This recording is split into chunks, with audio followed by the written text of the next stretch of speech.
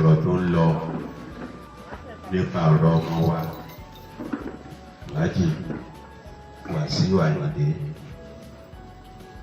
ìgbé kò ṣe ẹ̀káláyé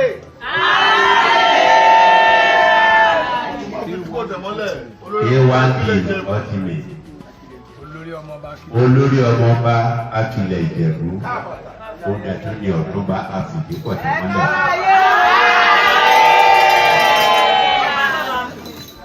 Tí a rí oríṣiríṣi lórí ẹ̀rọ ayélujára bóńkáyé àròpé kò tẹ́ wa lọ́rùn. A fẹ́ fi àsìkò sọ gbogbo àgbáńlá ayé wípé Alhaji Wasiu Ayinde Adésọ̀yà Ọmọbọ́láhàn Marshal a ní owó ṣe. Wípé ọmọ nulẹ̀ wa ń bì ní ọmọ ọkọ ní kò ń ṣe ọmọ àlejò o. Ẹ̀yin tèmi ẹ wò ọ̀rọ̀ ti bẹ́yìn yọ báyìí o. Àwọn ìdílé Fìdípọ̀tẹ̀ òun ni ẹ̀rí tí wọ́n ṣe mítìn yẹn wọ́n ní kí ẹlẹ́nu lọ gbẹ́nu dákẹ́ o wípé Wasiu Ayinde Quadri Marshal wípé ọmọ àwọn ni o kì í ṣe ọmọ àlè wípé Wasiu Ayinde ó tọ́ sí ipò ọba Àwùjalẹ̀ lóòótọ́ wípé kí ẹlẹ́nu kó lọ gbẹ́nu dákẹ́. Eléyìí ló fa awuyewuye láàrin àwọn èèyàn ní comment section lóríṣiríṣi tí wọ́n sọ wípé rárá o owó ni Wasiu Ayinde fi rìn àwọn kan ní pé agbára Tinubu ni. Ẹ wo ọ̀rọ̀ pọ̀ nínú ìwé kọ́bọ̀ ẹ̀yin náà ẹ wo ohun tó ṣẹlẹ̀ nínú fídíò yìí.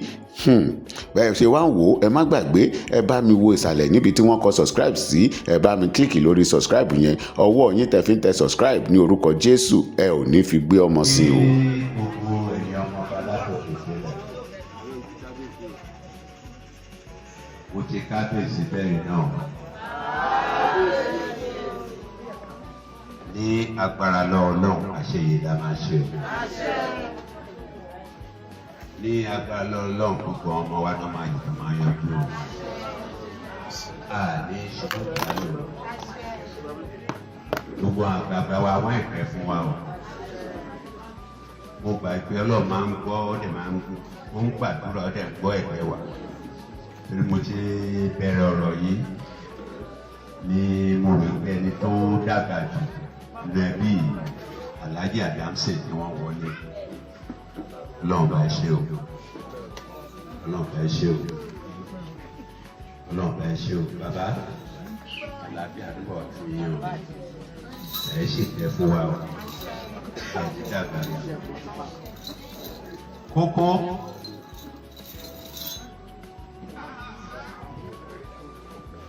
ọ̀rọ̀ tó mú wa jókòó lénìí kò tí ì ju alẹ́ kẹta sí àná yìí náà là ń ronú wípé gbogbo ọ̀rọ̀ tó ń lọ nípa ọ̀rọ̀ ọmọ wa Alhaji Wasiu Ayinde ìgbé kò ṣe ẹ̀káláyé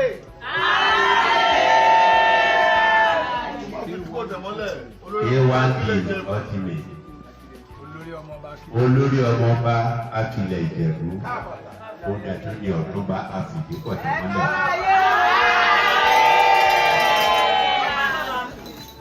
Tí a rí oríṣiríṣi lórí ẹ̀rọ ayélujára bóńkáyé àròpé kò tẹ́ wa lọ́rùn.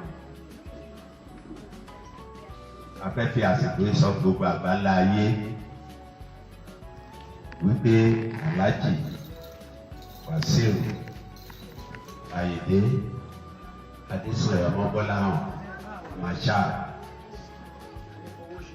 a ní owó ṣe.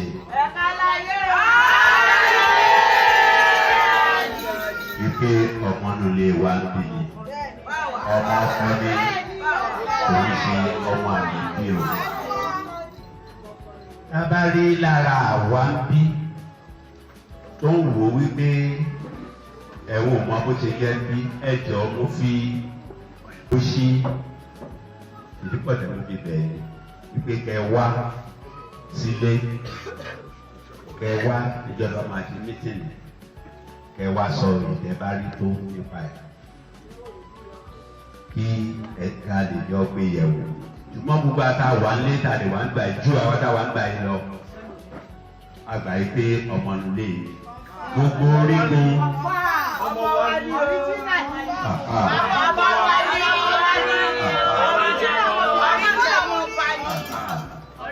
tó ní èyí àfẹ́kẹ́ni kankan láti ta máa bu ẹnu àtẹ́lù. Àfẹ́kẹ́ni kankan láti ta kan máa bu ẹnu àtẹ́lù. Kò ṣe ìwà tó dáa. Nídìí èyí la ṣe ní ká ní mítìnì yìí kí gbogbo ilé mọ̀, kí gbogbo ilé dẹ̀ fọwọ́ sí wípé Alhaji Wasiu Ayinde Ọmọbọ́láhàn Adésànyà K1 the ultimate. ẹ̀ka láyé Wípé ọmọ ọkọ ní kò sọmọ àlékún léyìí o. Ẹ ṣe.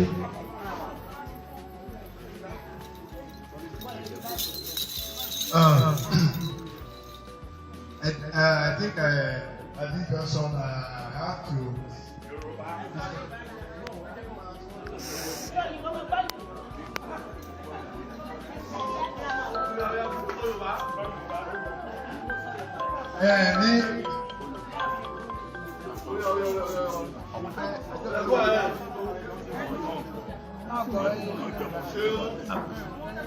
Well, I think at this junction I have to express myself in both Yoruba and English language. For those who do not understand, Yoruba, will be able to understand English language, because I believe this thing we are doing will go viral. And in as much as we have different languages in this country, and we want different people to understand what we are talking about, so we have to say whatever we want to say in English language. Most especially what our Olurebi has just said, we have to interpret it into other languages for many people to understand what we are saying. So at this junction, I want to give honor to the Olurebi and also the elders in council. Our Olurebi is the king of Imobeland, the Gbade Woluwan, and we have the Yeye here. We have the chairman on a seat. We have the Yeye here. We have the elders in council. We have Alashe Ìdípọ̀tẹ̀ here. We have our elderly people here, and we have the youths. The youths, where are they? All youths. All youths. Yes. God bless you. And thank you so much. Also, we have Alhaji Adansin Adedeyin, the chairman of this Ìdípọ̀tẹ̀ ruling house. We have the Olurebi Ìdípọ̀tẹ̀ ruling house, and myself talking. I am the secretary to Ìdípọ̀tẹ̀ ruling house, and we have the treasurer here. We have the elders in council, and this is our elderly father, Prince yes, Prince Odubolade, and we have the royal wives here.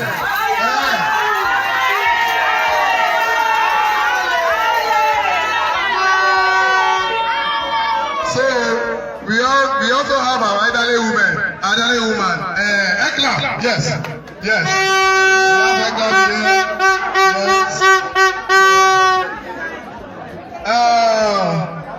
Yes. I have to translate what our Olurebi has just said now.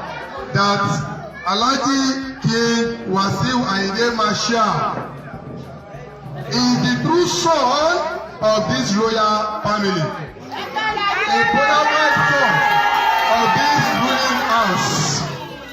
And apart from that, he has done a memorable things in this palace. As you can see, this palace, he is the one that renovated every angle and corner in this royal palace. And He is the true son of this palace, and he has been doing so many good things in this palace. And also, we had several informations on social media concerning Alhaji King Wasiu Ayinde Marshal that somebody brought him from Ekiti, and somebody brought him from Ekpe, somebody brought him from different angles. We want to say it now categorically that Alhaji King Wasiu Ayinde Marshal is a true son of this ruling house, which is the ruling house.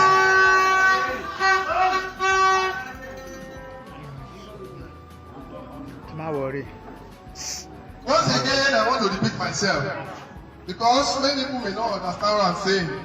I'm saying it categorically that contrary to the information on social media that Alhaji Wasiu Ayinde brought in from different places, we are saying it as the true, children, son, father in this royal blood, that Alhaji King Wasiu Ayinde Marshal is a true son of the soil. Is a true son of this ruling house. Is a true son of the ruling house.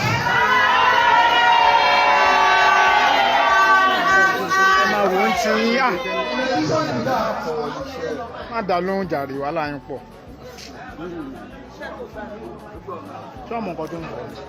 In addition to that, I want to use this medium to inform any member of this family that is not clear about the lineage of Alhaji Wasiu Ayinde Marshal. We want to tell the person to come to the royal meeting. We do have our meeting second Sunday every month. So he or she should come and we'll be able to explain, give the person, we have a written document we can reference to. So we don't want any one of us to, bring out or to speak out or to give false information about our dearly son. Is that okay? And also, we want to use this video also to tell those who, speak fake information, bring out fake information on social media, that they should stop those informations. Because the information is null and void. So, now, we want to stand on our two tentacles to confirm again that Alhaji King Wasiu Ayinde Omobolahan Adesanya Marshal is a true son of the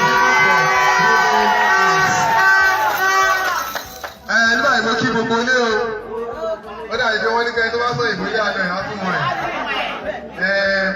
gbogbo gẹ̀ẹ́sì àti sàtàrọ̀ òun la fẹ́ sọ ní èdè Yorùbá pàápàá jùlọ àti sọ Ìjẹ̀bú o mo kú Ìjẹ̀bú o ọtí kíkú sọ Ìjẹ̀bú lórí àti sọ látàrọ̀ rí fọ ọmọ ẹni akọni ọmọ ni ọmọ ọlọ́ọ̀bí kó jẹ́ ọmọ rẹ̀ tún lè ṣe ìyẹn ọmọ ẹni Alhaji Wasiu Ayinde Omobolahan Marshal wọ́n ti ń sọ awuyewuye lórí ẹ̀ lóríṣiríṣi pàápàá jùlọ ẹ bá wò èdè orí social media wọ́n ti bà lórúkọ jẹ́ ẹni rán bí yàrá ìyá ẹ̀ rán ìbí yàrá ìyá ẹ̀ ní kò tí mo dáwúlà ìyẹn gan pàtó ẹ̀ ẹnìkan sọ mi ní ìwọ sẹ́kítì mo níyẹn ní ìwọ òjòkó rí bẹ́ẹ̀ ẹni wọn gbé wá láti Èkìtì rí bárẹ̀ ní kì bárẹ̀ kú ilé àná tí wọ́n ń gbójú wíńdò gbé bárẹ̀ jáde ọ̀rọ̀ wá sí. mo wá jẹ́ kíkọ́ yé wọn mo ní pé níjọ́ tí abanijẹ́ bá dẹ́kun ìbànújẹ́ jẹ́ mo ní jẹ́ ẹni tẹ́ náà máa bẹ̀rẹ̀ wọ́n wá bèèrè lọ́wọ́ ẹnìyẹn pé ṣé lójú ẹ̀ ó ní wọ́n sọ fún òun wọ́n á sọ fún wọn pé wọ́n sọ fún ẹni ó ò lè ṣèwádìí ìwọ náà wá sọ kiri wọ́n wá ní pé ṣẹlẹ́jọ́ ń ba ẹnìyẹn jẹ́ ó ní èmi ni akọ̀wé Fìdípọ̀tẹ̀ mi kò dẹ̀ sí dọ́kúmẹ́ǹtì tó wà nílé Fìdípọ̀tẹ̀ yìí tí kò sí lọ́wọ́ mi mo ní gbogbo ẹ̀ ni mo yẹ̀wò ní fínífíní tí àkọọ́lẹ̀ wà ń bẹ̀ mo nígbà tí èmi gan wà kékeré ni Alhaji Wasiu Ayinde máa ti wá pẹ̀lú àtìyàwó àtọmọ wọ́n máa ti wá ń ṣe léyà nínú agbolé mo ní bàbá tó bí mi lọ́mọ gan sọ fún mi wípé mo wá sọ fún olùwẹ̀ pé ọjọ́ ọ̀rọ̀ tí tò mo ní ṣùgbọ́n ọmọlé ni ẹnikẹ́ni tó wá ní kì í ṣe ọmọlé èmi lákọ̀wé kó wá báyìí ibẹ̀ la parí ọ̀rọ̀ yẹn sí báyìí.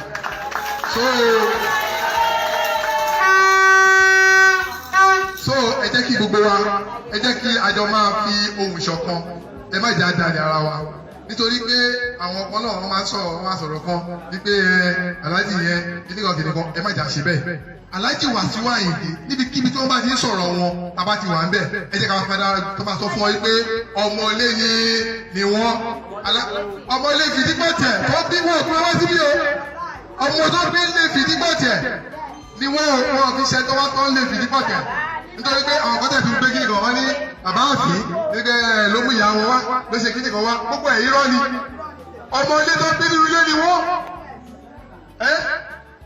ọmọ Adémúyẹwò Fìdígbọ̀tẹ̀ òun ni Alhaji Wasiu Ayinde Marshal ẹ ṣeun.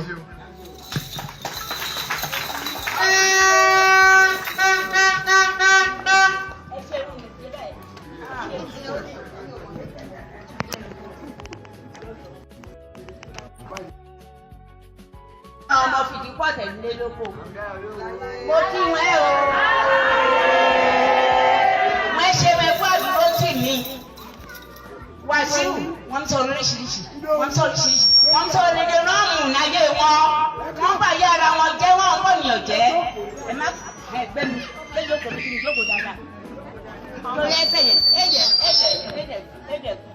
ẹdẹ múrọ dáadáa ẹ lóo ṣé ń gbọ́rọ̀ mi náà yìí Wasiu sọmọ àlè ní 1956 ṣíyẹ máa dákàrà lẹ́nu lórí láti àjẹlẹ̀ kí n máa kiri wá di má bò kí n máa bọ́ lé bàmí àfẹ́ àti bàrẹ̀ àti bàmí àfẹ́ kọ́ máa fọ sẹ́lísẹ́lí kí ló wá débi kìí ṣìmù kiri àkàrà láàárọ̀ kùtùkùtù lọ́jọ́ dákàrà lẹ́nu mi yé mi rẹ̀ gbélé mi lówó bẹ́ẹ̀ lọ sọ́nù mi sílọ̀ lọ́sàn-án yìí lọ ní St. Peter nígbà náà sílọ̀ lọ́sàn-án yìí mo ń lọ kó má bẹ̀rẹ̀ sí ní fún mi lówó tí bá Wasiu bẹ́ẹ̀ ká fọ ohun rẹ̀ lẹ́bi mi tó máa ma wọ́n mọ́ra kó máa láyé kó máa ma kí mi kó wọ́n máa ma wú nfẹ́ lẹ́yìn orí gàrí mi kó máa ma wú nù mọ̀ ó bá kí mi jí chocolate mo fi ṣe àkàrà kí mi nínú ilẹ̀ kó bá dọ̀la lọ tètè lọ sùúrù o má tún wà náà la tún wà bọ́ wọn tún máa mọ́wọ́ mi ìgbà náà ayé títì tọrọ róhùn wà kọ́ máa mú mi ṣùgbọ́n ní ìdẹ́ nǹkan ló ṣì ọ̀rọ̀ rọ́mùsọ̀ káàkiri ayéwé ṣéwé dá àwọn bàájẹ́ ọmọ lè rí iṣẹ́ Ọlọ́run bàjẹ́ tí ẹ bá bà wá jẹ àgbọ̀nà mi yọ ìbàjẹ́ òran wọn ṣe o ìbàjẹ́ pẹ̀lú òran kan ṣe wọ̀lá mo ń gbọ́ túbọ̀ fún fèrè yẹn.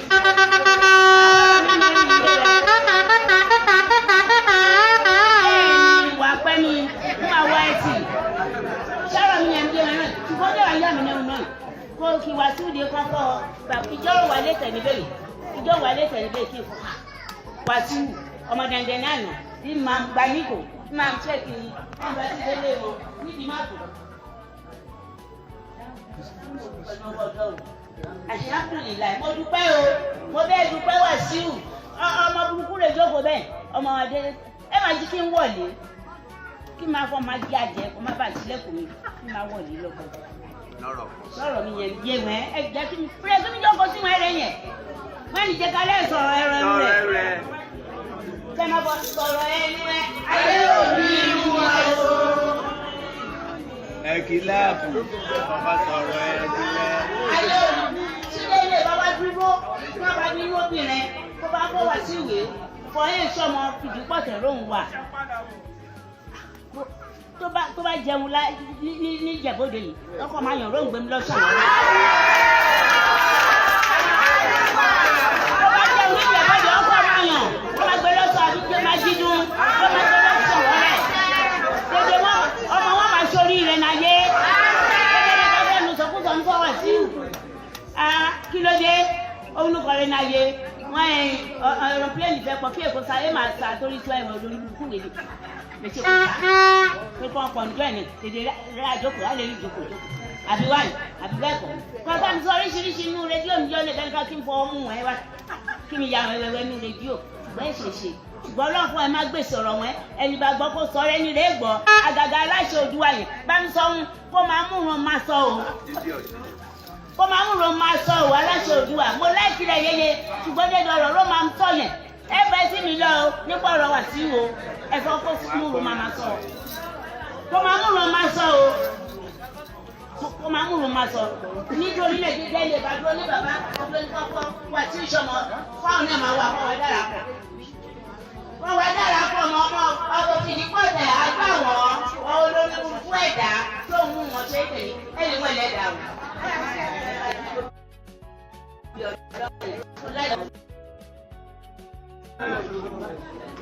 ìjókòó wa náà lórí gbogbo awuyewuye tó ń lọ lórí social media náà ni a fẹ́ bá ọ̀pọ̀ jáwùrà torí pé gbogbo tí oníkálukú sọ pátápátá òun náà là ń gbọ́ ṣùgbọ́n afẹ́fì ilé gbogbo ayé lẹ́nìí lórí nǹkan tí gbogbo àwọn ọmọ fìdí pọ̀tẹ́ ní tilé tó kó tá a fẹ́ kó dá ayé lójú òun náà ni wípé Alhaji Abdulwasir Ọmọkọ́láwọ̀n K1 the ultimate. A bí nínú ilé Fìdí Pọ̀tẹ́ yóò sì jẹ́ ògì inú ọmọ ń bẹ̀. Fún gbogbo àwọn tí wọ́n ń sọ oríṣiríṣi àti wọn tí wọ́n ń pa ìtàn gítàn. Àwọn afásìkò yìí ń sọ fún wọn. Ẹni tó bá mọ̀ pé bàbá òun jogún nǹkan lẹ̀ fóun nípa ìtàn ilé Fìdí Pọ̀tẹ́. Ó jáde kó gbé wá kó máa bọ̀ sí ojú ìṣàgbọ̀lá tó bá ti jẹ́ pé lóòótọ́ royal blood ní ẹ́ ìwé ìtàn yóò tó o bá gbá ńlẹ̀ máa gbé bọ̀ nílé o má gbé inú ìta máa sọ̀kò burúkú sílé o gbogbo ẹ̀yin ọmọ wa tẹ́ wà lókèèrè pátápátá ànífojúsùn pé wọ́n bá nú yín o àní faragbà wẹ̀yìn o. Afẹ́kẹ́ mọ̀ yí pé gbogbo bílẹ̀ ìṣe ń dá tó ń dá àwọn èèyàn náà ń túnṣe o àwọn kan ti túnṣe níjẹta kó tó dànà àwọn kan náà ń túnṣe látànà kó tó tún dè ní o àwọn kan náà iṣẹ́ ìkúṣẹ́kù sí lọ́wọ́ lẹ́nu táà náà ń ṣàtúnṣe lórí ẹ̀ ẹ má jẹ́ kí a gbé ẹ̀yìn odi ká máa sọ̀kù burúkú sínú ilé o.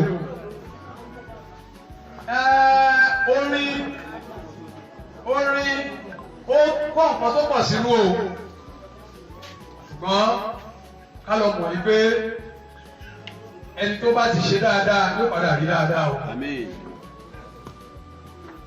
Alhaji Wasiu Ayinde ọmọ bíbí inú ilé Fìdí Pọ̀tẹ́ ni o láìsí tàbí ṣùgbọ́n o mo tẹ̀lé social media díẹ̀. Èyí ọmọkùnrin kan tó pèrè ẹ̀ ní ọmọ Balógun àbí kí ló pèrè ẹ̀ nílùú Èkó Olóhùn Bísóyè ọmọ Òṣòdì Olóhùn Balógun Èkó mo fẹ́ kó fi àsìkò yìí gbọ́ ọ̀rọ̀ mi dáadáa ó mọ orin Wasiu Ayinde kọ dáadáa ó dùn lẹ́nu ẹ̀ bó lè ṣe dùn lẹ́nu ẹ̀ yẹn náà jẹ́ kó máa dùn lọ bẹ́ẹ̀ ṣùgbọ́n wọ́n tàbùkù fẹ́ni tọ́lọ́ ń gbéga o ẹni tí Ọlọ́run bá gbéga fúnra ara ẹ̀ ohun Ọlọ́run ló ṣe bẹ́ẹ̀ fún o tírú ẹ̀ bá wù ẹ́ wàá tọrọ ẹ̀ ní o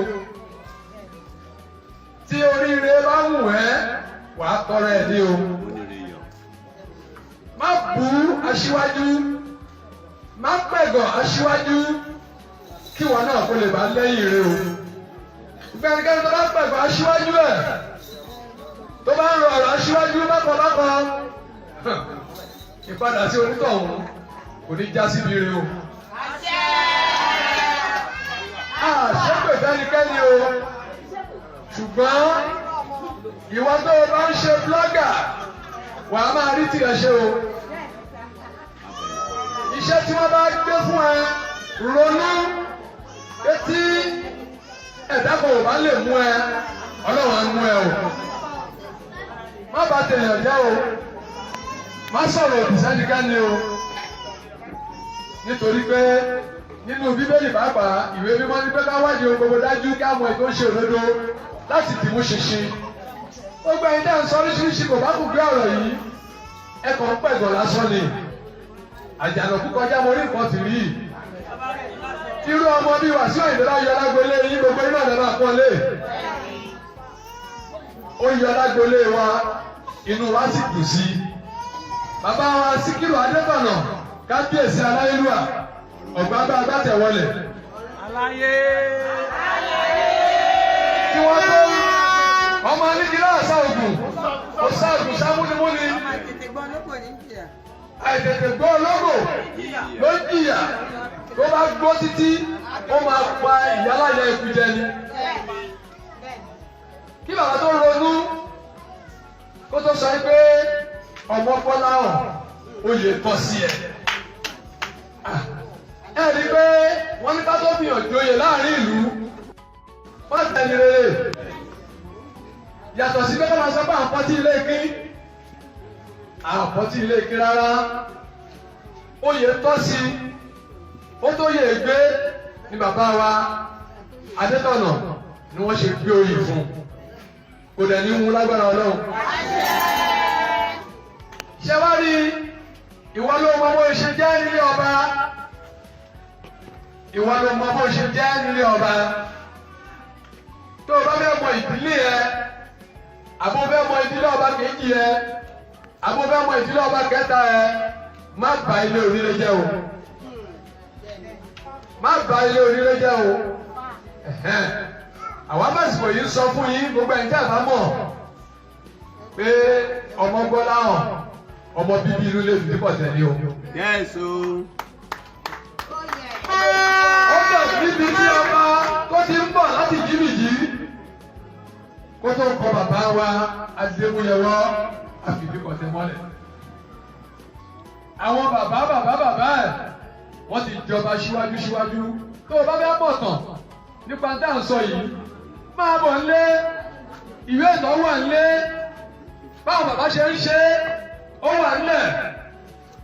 Tó ìwọ́n tó bá rí fáàtì ìwé yìí ló máa ń mọ nǹkan tó máa lè sọ àti wọ́n tó lọ ń ka ìtàn akíyí. Ẹ fẹ́ kí òkìkí wa náà ó túbọ̀ máa pọ̀ sí ni. Bàbá wa Àyìndé Barrister ó kọrin kan nígbà kan. Ó ní òkìkí tí mo ní yìí ò tó Èdùmàrè tani ìwà mi sí Èdùmàrè. Ọmọ Gbọ́láwọ̀ òkìkí tó ní yìí ò tó Èdùmàrè káẹ̀wá mi sí Èdùmàrè. Ọlọ́run ti wu ọlá orúkọ tó ń jẹ́ Abdulwasiu ni. Ọlọ́run ọba lọba tó gbé àyè káàkiri ayé. Nkí bàbá àti ìyá ẹ̀ tí wọ́n ní nínú ẹ̀mí kí wọ́n tó sọ lórúkọ yìí. Ohun tó lágbára ni. Torí tó bá béèrè àkọsẹ̀jáyé ẹ̀. Ọlọ́run fúnra ẹ̀ ló ń gbà láàyè. Ńgbà tọ́lọ́run bá ti wá ń gbàyàn láàyè kí lọ̀tá ìpínlẹ̀ ń ta pátá fún. Ẹ má bínú orí mọ́. Ìwọ tó bá fẹ́ fọmọ tiẹ̀ náà ṣoríire gbàdúrà fún kóun náà lè gòkè kó lè jẹ́ nǹkan láyé. Nígbà tí ìta oṣù tó wà ní ìta oṣù àtijọ́ kó tó sọ ní New Market. Níbi tí wọ́n fọ́ ọgbà ọlọ́pàá sí yẹn, ibẹ̀ ni ilé ajé wà. Níta oṣù ẹ̀ tó bá mọ̀ ìta oṣù àtijọ́. Ìtàkẹ́mi ń pa ìyàwó ẹ̀gbọ́n mi wà ní jókòó, àwọn bàbá mi wà ní jókòó. Ó ní àwọn àbúrò mi mò ń mú lọ́ta oṣù gbọ́nà àwọn wà ní jókòó mi báyìí. Àwọn obìnrin kan máa wá látọ̀nà ọ̀nà ẹgbẹ́ òkè yìí. Ìyá àbèjì ni wọ́n máa kọrin, wọ́n bá rán wọn ká oṣù, àwọn ọlọ́mọ àwòrán wọn káàkiri. Wọ́n ní ẹni bá wáre kó yọ̀ kó níre ṣẹ̀ṣẹ̀ yọ̀, mo bó níre yọ̀ o. Ìyá àbèjì lórí kí gbogbo yín o, ó sì kí gbogbo yín lọ kọ̀ọ̀kan. Wàsíù lọ́wọ́ ní ká kí gbogbo yín. Kò ń ṣe pé torí pé gbogbo àwọn oníṣọ́kísọ tí wọ́n ń sọ káàkiri Wàsíù pín owó fúnlé wọ́n lè dápọ̀ mọ́mọ́ wọ́n lè ṣe irọ́ pátápátá ni o. Irọ́ pátápátá ló ń jẹ́ bẹ́ẹ̀. Kò fún èèyàn kankan lówó kan pé kó lè dàrú mọ́mọ́ pọ̀ nínú ilé o. Irọ́ ló ń jẹ́ bẹ́ẹ̀ o. Torí àwọn oníṣọ́kísọ à ń gbọ́ káàkiri akọ̀dákẹ́ láti jọ láti má fèsì ni. Ṣùgbọ́n a ti ju bọ́ǹbù ọ̀rọ̀ síta báyìí. Ó ṣí ní iwájú ilé òṣì láwà yìí. Iwájú ilé òṣì Fìdípọ̀tẹ̀ láwà yìí. Fún ìwọ tó bá mọ̀ yìí pé ó dá ẹ lójú pẹ̀lú nǹkan tó ń sọ. Kò bá jẹ́ ọmọ ilé máa bọ̀ nílé. Ó wá gbó bí gbogbo nǹkan ṣe ń lọ nílé àti bí nǹkan tí o bá jẹ́ pé ọmọkùnrin ni ẹ́ táwọn bàbá ẹ̀ tó ń gbà á lẹ̀ nítàn tó o bá lè jọ́ ọmọ obìnrin táwọn ìyá ẹ̀ tó ń gbà á lẹ̀ nítàn máa bọ̀ nílé. Ó wá sọ ọ́ àṣepè fẹ́nikẹ́ni àbájọ láṣẹ fẹ́ ni o. Ìwọ ọmọ bá lè jẹ́ pé láti ìlú kan láti ìlú kan ló gbé gbà ẹ́ pé mo máa bá tèèyàn jẹ́ mo máa sọ̀sọ́ kí sọ́pà èèyàn ẹ̀fí nísà òbé ó ní ẹ má bà wá jẹ́ o ẹni rẹ kì í bẹ́ ni rí jẹ́ ẹ má bà wá jẹ́ o ẹni rẹ kì í bẹ́ ni rí jẹ́. Jẹ́jẹ́jẹ́ bá ti dẹ́kun àti bá ní jẹ́ ìjọ náà lọ́wọ́ bẹ̀rẹ̀ sí bá ti jẹ́ o ẹ dẹ́kun kẹ́yẹ́ bá ti Wàsíù jẹ́ o ẹ lè rí ti Wàsíù Àyìndé bàjẹ́ o ẹ má rò pé bóyá bí bàjẹ́ dẹ́. Ó ṣí Fìdípọ̀tẹ̀ ló fi bẹ̀rẹ̀ wípé kẹ wá sílé kẹ wá ìjọba máa ti mítìnì kẹ wá sọ ìtẹ́ bá rí tó nípa ẹ̀ kí ẹ̀ka lè jọ gbé yẹ̀wò ṣùgbọ́n gbogbo àtàwà ńlé tàlẹ̀ wà ń gbà ju àwọn táwà ń gbà yín lọ àgbà yìí pé ọmọ nílé gbogbo orígun.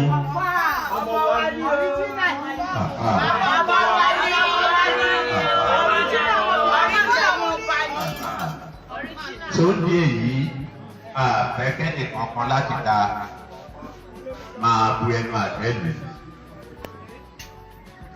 àfẹ́kẹ́ nìkan kan láti ta kan máa bu ẹnu àtẹ́lù kò ṣe ìwà tó dáa.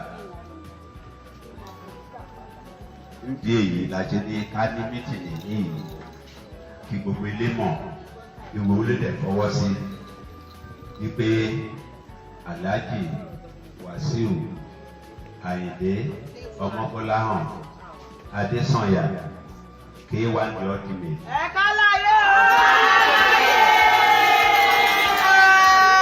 Wípé ọmọ ọkọ ní kò ń ṣọmọ àlékún léyìí o. Ẹ ṣe.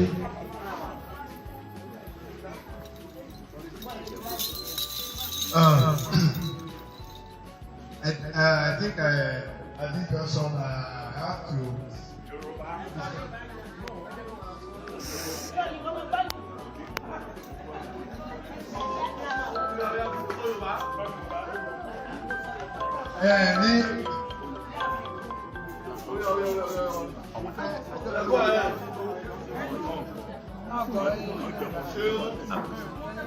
Well, I think at this junction I have to express myself in both Yoruba and English language.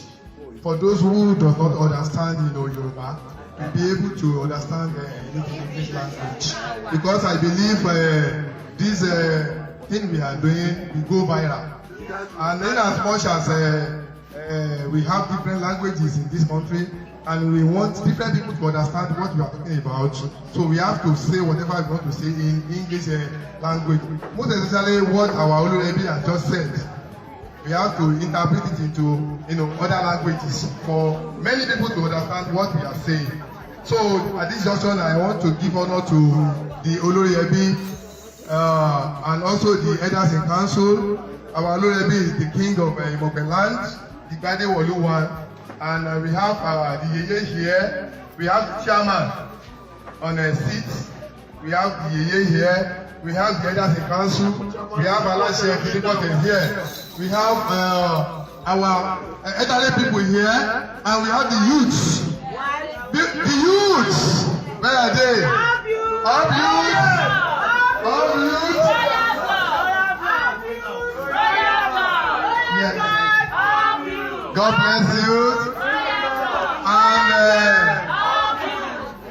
you so much. Also, we have Alhaji Adansin Adedeyin, the chairman of this Fidipote ruling house. We have the Oloremi Fidipote ruling house. And myself, talking, I am the secretary to Fidipote ruling house. And we have the treasurer here. We have the elders in council. And this is our elderly father, Prince yes. Prince Odubolade. And we have the royal wives here.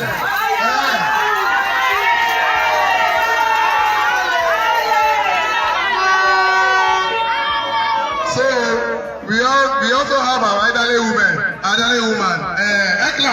Yes. We have Ekla here.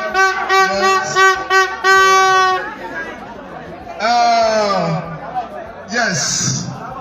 I have to translate what our Oloremi has just said now. That Alhaji King Wasiu Ayinde Marshal is the true son of this royal family. A prominent son of this ruling house. And apart from that, he has done memorable things in this palace. As you can see, this palace, he is the one that renovated every angle and corner in this royal palace. And he is the true son of this palace, and he has been doing so many good things in this palace.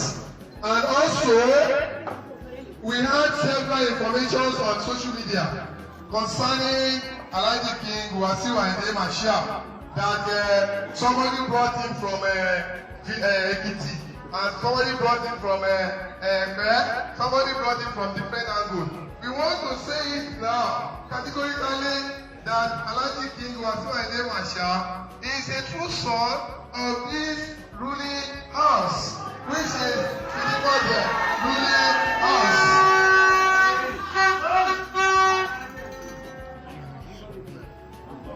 Má worry. Once again, I want to repeat myself, because many people may not understand what I'm saying. I'm saying it categorically that contrary to the information on social media that Alhaji Wasiu Ayinde brought in from different places, we are saying it as the true, children, son, father in this royal blood, that Alhaji King Wasiu Ayinde Marshal is a true son of the soil. Is a true son of this ruling house. Is a true son of Fidipote ruling house. Má wo ń tí In addition to that, má dá lóhùn jàre wàhálà yín pọ̀. Ṣé ọmọ nǹkan tó ń bọ̀? In addition to that, I want to use this medium to inform any member of this family that is not clear about the lineage of Alhaji Wasiu Ayinde Marshal. We want to tell the person to come to the royal meeting. We do have our meeting second Sunday every month. So he or she should come, and we'll be able to explain, give the person, we have a written document we can reference to. So we don't want any one of us to, bring out or to speak out or to give false information about our dearly son. Is that okay? And also, we want to use this meeting also to tell those who, speak fake information, bring out fake information on social media, that they should stop those informations, because the information is null and void. So now we want to stand on our two tentacles to confirm again that Alhaji King Wasiu Ayinde Omobolahan Adesanya Marshal is a true son of the nígbà ìmọ̀ kí gbogbo ilé o, ó dàbí pé wọ́n ní kẹ́ni tó bá sọ ìmọ̀ ilé àjọ ìhà fún wọn gbogbo gẹ̀ẹ́sì àti sátàárọ̀ òun la la fẹ́ sọ ní èdè Yorùbá pàápàá jùlọ àti wọ́n Jẹ̀bú o mo kú Jẹ̀bú o ọkọ̀ ti kíkú sọ Jẹ̀bú lórí àti mi sọ látàárọ̀ rí fọ ọmọ ẹni akọni ọmọ ni ọmọ ọlọ́wọ́ bí kó jẹ́ ọmọ rẹ̀ tún lé ṣe ìyẹn ọmọ ẹni Alhaji Wasiu Ayinde ọmọ Gbọ́láhàn Marshal wọ́n ti ń sọ awuyewuye lórí ẹ̀ lóríṣiríṣi pàápàá jùlọ ẹ bá wò ní orí social media wọ́n ti fà á lórúkọ jẹ́ ẹni rán bí yàrá ìyá ẹ̀ rán ìbí yàrá ìyá rẹ̀ ní kò tí mo dáwúlà ìyẹn gan pàtó ẹ̀ ẹnìkan sọ mi ní ìwọ sẹ́kítírì mo níyẹn ní ìwọ òjòkó rí bẹ́ẹ̀ ẹni rán gbé wá látẹ̀kìtì rí bárẹ̀ ní kì bárẹ̀ kú ilé àná tó ń gbójú wíńdò gbé bárẹ̀ jáde ọ̀rọ̀ wá sí mo wá jẹ́ kíkẹ́ nìkan yé wọn mo ní pé níjọ́ tí abanijẹ́ bá dẹ́kun ìbànìyàn jẹ́ mo ní jẹ́ ẹni tiẹ̀ náà máa bẹ̀rẹ̀ wọ́n á bèèrè lọ́wọ́ ẹni yẹn pé ṣé lójú ẹ̀ ó ní wọ́n sọ fún òun wọ́n á sọ fún ọ pé wọ́n sọ fún ẹni ó ò lè ṣèwádìí ìwọ náà wá sọ kiri mo wá ní pé ṣẹlẹjọ ń ba ẹni yẹn jẹ́ mo ní èmi ni akọ̀wé Fìdípọ̀tẹ̀ mi kò dẹ̀ sí dọ́kúmẹ́ǹtì tó wà nílé Fìdípọ̀tẹ̀ yìí tí kò sí lọ́wọ́ mi mo ní gbogbo ẹ̀ ni mo yẹ̀wò ní fínífíní tí àkọọ́lẹ̀ wà ń bẹ̀ mo nígbà tí èmi gan wà kékeré ni Alhaji Wasiu Ayinde máa ti wá pẹ̀lú àtìyàwó àtọmọ wọ́n máa ti wá ń ṣe léyà ní agbolé mo ní bàbá tó bíbí lọ́mọ gan ń sọ fún mi wípé mo wá sọ fún ẹ pé ọjọ́ ọ̀rọ̀ tí tò mo ní ṣùgbọ́n ọmọlé ẹnikẹ́ni tó bá ní kì í ṣe ọmọlé èmi la kọ̀wé kó wá báyìí ibẹ̀ la parí ọ̀rọ̀ yẹn síta yẹn.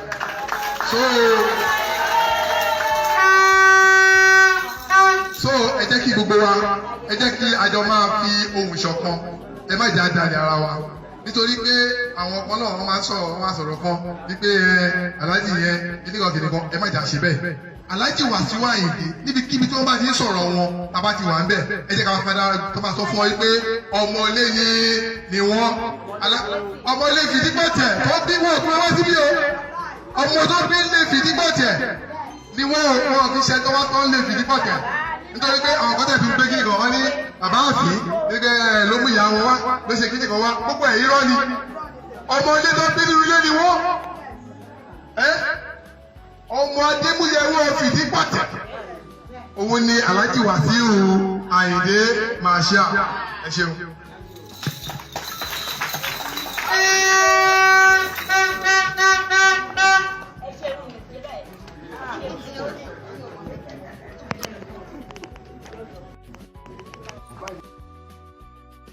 ọmọ Fìdípọ̀tẹ̀ nílé lóko mo kí wọn o wọn ṣe mẹfọ àdúgbò tì mí Wasiu wọn sọ lóríṣiríṣi wọn sọ lóríṣiríṣi wọn sọ lédè rọrùn náyé wọn bá yé ara wọn jẹ wọn kò ní ọjẹ ẹ má ẹgbẹ mi lẹ́yìn òkò mi kí n jókòó dáadáa lórí ẹsẹ̀ yẹn èdè ń rọ dáadáa ẹ ló ṣé ń gbọ́rọ̀ mi náà yìí Wasiu sọmọ àlè ní 1956 tí yé máa dákàrà lẹ́nu lórí láti àjẹlẹ̀ kí n máa kiri wá dì má bò kí n máa bọ́n lé bàmí àfẹ́ àti bàrẹ̀ àti bàmí àfẹ́ kọ́ máa fọ sẹ́lísẹ́lí kí ló wáyé bí kìí ṣìmù kiri àkàrà láàárọ̀ kùtùkùtù lọ́gí dákàrà lé mi yé mi lè gbé lé mi lórí o lẹ́yìn lọ fún mi sílọ̀ lọ́sàn-án yìí lọ ní St. Peter nígbà yẹn sílọ̀ lọ́sàn-án yìí mo ń lọ kó má bẹ̀rẹ̀ sí ní fún mi owó ibà Wasiu bẹ́ẹ̀ ká fọ ohun rẹ̀ lẹ́bi mi tó máa wọ́ mi mọ́ra kó máa láyé kó máa kí mi kó wọ́ máa wú nfẹ́ lẹ́yìn orí dàbí mi kó máa wú nù ó bá kí mi jí chocolate mo fi ṣe àkàrà kí mi nínú ilẹ̀ kó bá dọ̀la tètè lọ sùúrù o má tún wà náà la tún wà bọ́ wọn tún máa mọ́wọ́ mi ìgbà náà dáyé títì tọrọ róhùn wà kọ́ máa mú mi ṣùgbọ́n ní ìdẹ́ ìgbọ́dé ló ṣì ọ̀rọ̀ rọ́mùsọ káàkiri ayéwé ṣéwé dáa àwọn bàájẹ́ ọmọ lè rí iṣẹ́ Ọlọ́run bàjẹ́ tí ẹ bá bà wá jẹ àgbọ̀nà mi yọ ìbàjẹ́ òran wọn ṣe o ìbàjẹ́ òran. ohun tó ṣe wàláì mo ń gbọ́ tí mo fi fèrè yẹn.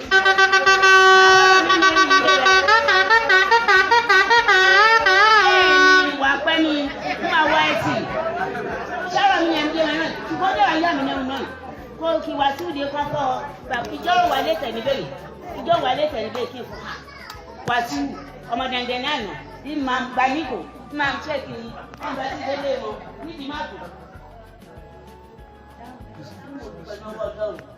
Alhamdulillah mo dúpẹ́ o mo bẹ́ẹ̀ dúpẹ́ wá sí ù ọmọ burúkú rẹ̀ jókòó bẹ́ẹ̀ ọmọ adé ẹ máa jí kí n wọlé kí n máa fọ́ máa jí àjẹ kó má bàa sílẹ̀kùn mi kí n máa wọlé lọ́kàn. Sọ̀rọ̀ mi yẹn yé wọ́n ẹ jẹ́ kí n pèrè kí mi jókòó sí wọn ẹ̀rẹ̀ yẹn wọ́n ní jẹ́ ká lẹ́ sọ̀rọ̀ ẹ̀rọ rẹ̀ kẹ́ máa bọ̀ sọ̀rọ̀ ẹni rẹ̀ ayé òbí irú wa o. Ẹ kí láàbù bàbá sọ̀rọ̀ ẹ sílẹ̀. Ayé òbí sílé ilé bàbá dúró tí wọ́n bá ní obìnrin tó bá kó wá sí ìwé fọyín sọmọ fìdípọ̀tẹ̀ lóhùn wà. Tó bá jẹun ní ìjẹ̀bọ́dẹ yìí lọ́kọ̀ máa yàn lóhùn gbẹmí lọ́sàn-án. Tó bá jẹun ní ìjẹ̀bọ́dẹ ọkọ̀ máa yàn kó máa gbé lọ́sàn àbí gbé máa dídùn kó máa gbé lọ́sàn wọ́rẹ̀. Tètè wọn ọmọ wọn máa sórí rẹ̀ náà yé. Tètè ní sọkúsọ ń fọwọ́ sí i. Kí ló dé? Olùkọ́ rẹ̀ náà yé. Wọ́n aeroplane fẹ́ pọ̀ kí èkó sáré máa sa torí tí wọ́n lórí burúkú lè lè ṣe kó sá. Pé kí wọ́n pọ̀ níjọ́ ẹ̀ ní tètè rẹ̀ àjókòó á lè rí ìjókòó àbí wáyé àbí bẹ́ẹ̀ kọ́. Kọ́ bá mi sọ oríṣiríṣi inú rédíò mi jọ́ ní ẹ̀ka kí n fọ ọmú wọn wá kí mi ya wẹ́wẹ́ inú rédíò ṣùgbọ́n ìṣèṣe ṣùgbọ́n ọlọ́run fún ẹ má gbèsè ọ̀rọ̀ wọn ẹni bá gbọ́ kó sọ ẹni rẹ̀ gbọ́ àgàgà aláṣẹ Odùduwà yẹn bá mi sọ ohun kó máa mú wọn máa sọ o kó máa mú wọn máa sọ o aláṣẹ Odùduwà mo láìkí rẹ̀ yẹyẹ ṣùgbọ́n dédé ọ̀rọ̀ ló máa ń tọ̀ yẹn ẹ fẹ́ sí mi lọ o nípa ọ̀rọ̀ wà sí o ẹ fọ́ kó mú wọn máa sọ o kó máa mú wọn máa sọ o kó máa mú wọn máa sọ nítorí lè dídé ilé bá dúró ní bàbá ọdún ní kọ́kọ́ wà sí ìṣọmọ fáwọn náà máa wà kọ́ wá dára pọ̀ wọ́n wá dára pọ̀ mọ́ ọmọ ọkọ̀ fìdípọ̀tẹ̀ àgbàwọ̀ olórí burúkú ẹ̀dá tó ń mú wọn ṣe é tẹ̀lé ẹ̀lí wọ́n ẹlẹ́dàá o.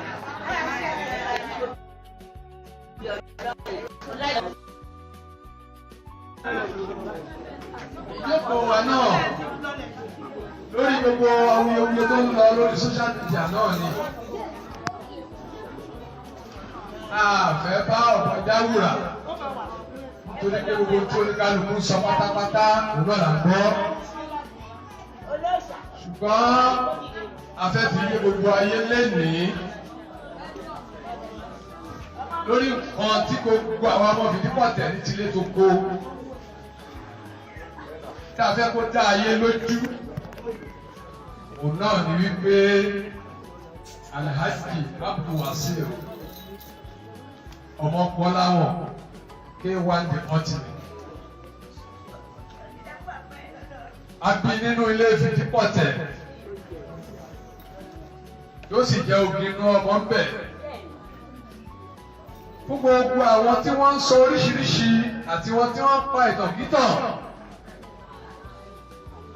àwọn afásìkò yìí ń sọ fún wọn ẹni tó bá mọ̀ pé bàbá òun jogún nǹkan lẹ̀ fóun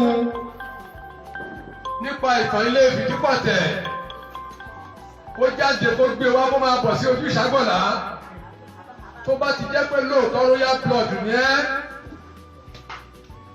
ìwé ìtàn yóò tó o bá bá ńlẹ̀ máa gbé bọ̀ nílé o má gbé inú ìta máa sọ̀kò burúkú sílé o gbogbo ẹ̀yin ọmọ wa tẹ́ wà lókèrè pátápátá ànífojú sókè kan bá nú yín o àdìní faragbà wẹ̀yìn o afẹ́kẹ́ mọ̀ yí pé gbogbo bílẹ̀ ìṣe ń dá tó ń dá àwọn èèyàn náà ló ń túnṣe o àwọn kan ti túnṣe níjẹta kó tó dànà àwọn kan náà ló ń túnṣe látànà kó tó tún dè ní o àwọn kan náà níṣẹ́ ẹ̀kú ṣẹ́kù sí lọ́wọ́ lẹ́nu táà náà ń ṣàtúnṣe lórí ẹ̀ ẹ má jẹ́ kí a gbé ẹ̀yìn odi ká máa sọ̀kù burúkú sínú ilé o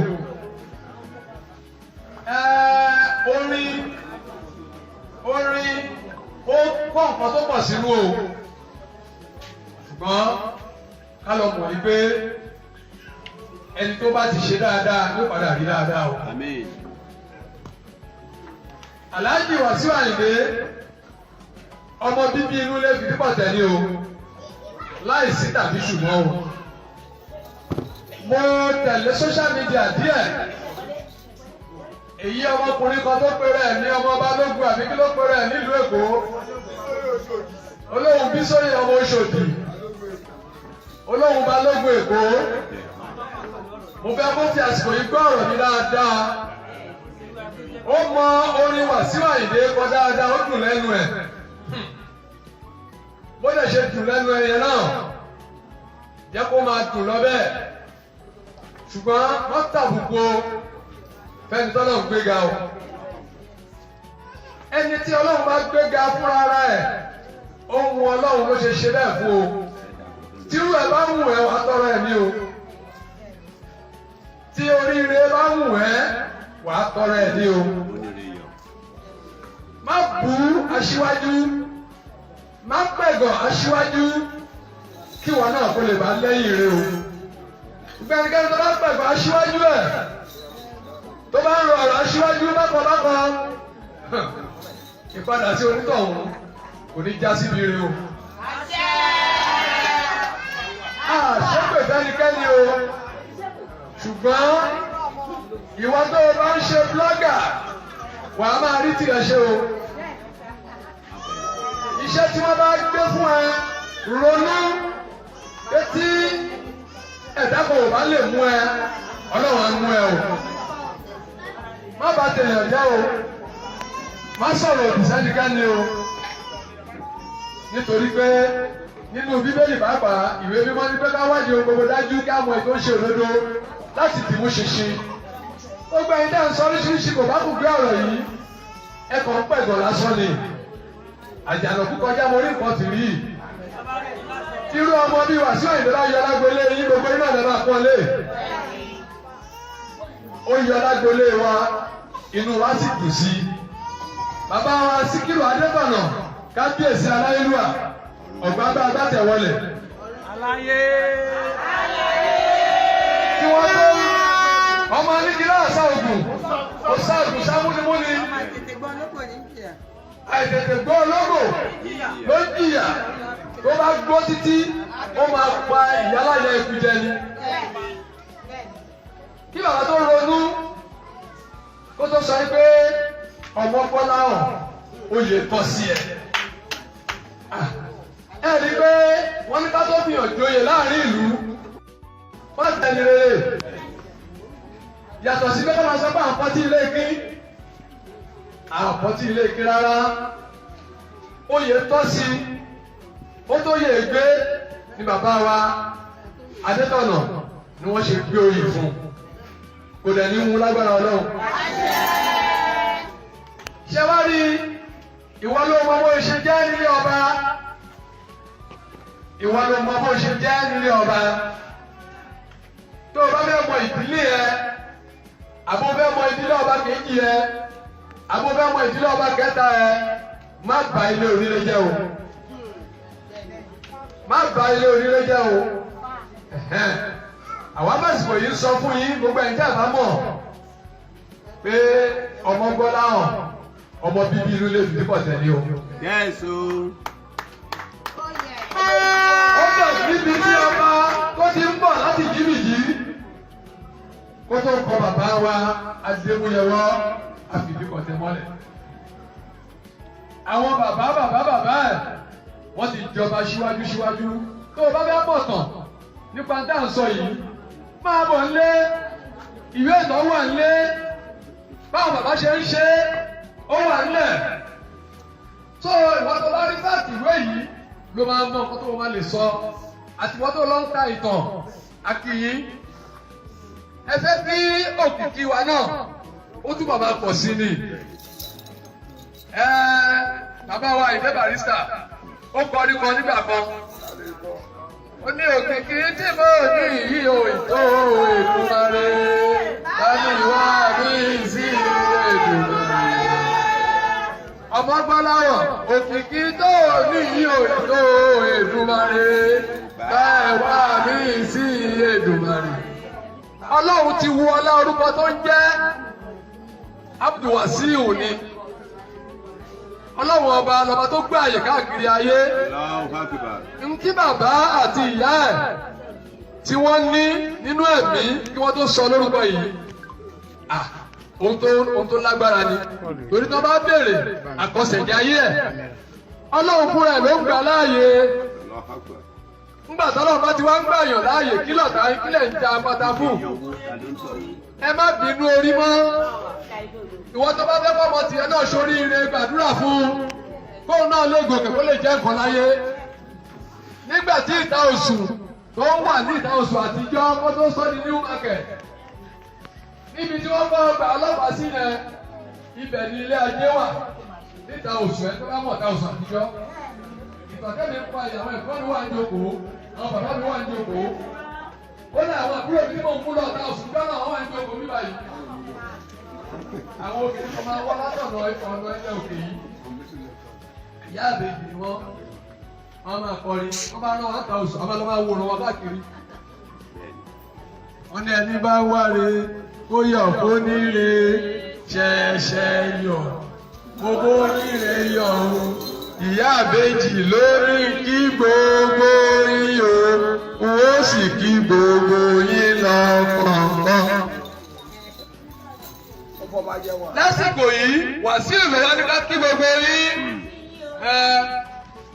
Òun ṣe pé torí pé gbogbo àwọn oníṣàkíṣọ tí wọ́n ń sọ káàkiri Wàsíù pín owó fúnlé wọ́n lè dápọ̀ mọ́mọ́ wọ́n lè ṣe irọ́ pátápátá ni o. Irọ́ pátápátá ló ń jẹ́ bẹ́ẹ̀. Kò fún èèyàn kankan lówó kan pé kó lè dàrú mọ́mọ́ pọ̀ nínú ilé o. Irọ́ ló ń jẹ́ bẹ́ẹ̀ o. Torí àwọn oníṣọkíṣọ àgbà káàkiri akọ̀dákẹ́ láti jọ ìlà láti má fèsì ni. Ṣùgbọ́n a ti ju bọ́ǹbù ọ̀rọ̀ síta báyìí.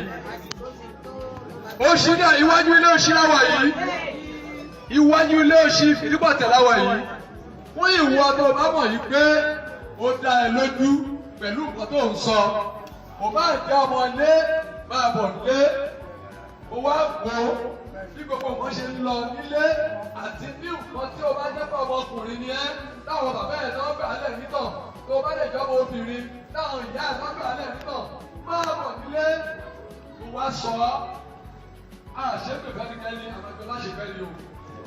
Ìwọ ọmọ bá lè jẹ́ pé láti ìdí kan láti ìlú kan ló gbé gbà ẹ́ pé mo máa bá tèèyàn jẹ́ mo máa sọ̀sọ́ kí sọ́ọ́ èèyàn ẹ̀fí nísà òbé ó ní ẹ má bà wá jẹ́ o ẹni rẹ kì í bẹ́ ni rẹ jẹ́ ẹ má bà wá jẹ́ o ẹni rẹ kì í bẹ́ ni rẹ jẹ́.